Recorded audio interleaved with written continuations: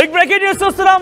చైనాలో మొదలైనటువంటి HMPV virus ఇండియాలోకి entry ఇచ్చేసింది. ఇండియాలో ఫస్ట్ కేసు నమోదైంది.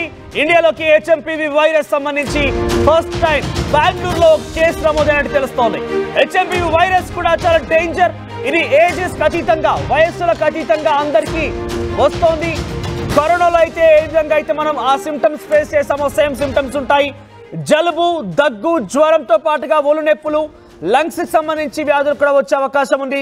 సో కరోనాకు సంబంధించి ఏ విధంగా అయితే చర్యలు తీసుకున్నామో, ప్రొటెక్షన్ మనల్ని మనం స్వీయ నియంత్రించుకున్నామో అటువంటి విధంగానే ఉండాలంటే ఇప్పటికే రాష్ట్రాల వారీగా భారతదేశంలో కూడా ప్రభుత్వాలు చెప్తూనే ఉన్నాయి. ఇంతలోనే అటు ఇండియాకి ఎంట్రీ ఇచ్చేసింది. ఫస్ట్ టైం బెంగళూరులో హెచ్ఎంపీవీ కేసు నమోదైంది. హాస్పిటల్ ఉన్నటువంటి ఒక 8 నెలల చిన్నారికి హెచ్ఎంపీవీ వైరస్ సోకినట్టుగా అక్కడి హాస్పిటల్ వైద్యులు గుర్తించారు. ఇదే మొదటి కేసు కావడంతో కర్ణాటక రాష్ట్ర ప్రభుత్వం అప్రమత్తమైంది. ఇండియాలో చైనా కొత్త వైరస్ టెన్షన్ మొదలైంది.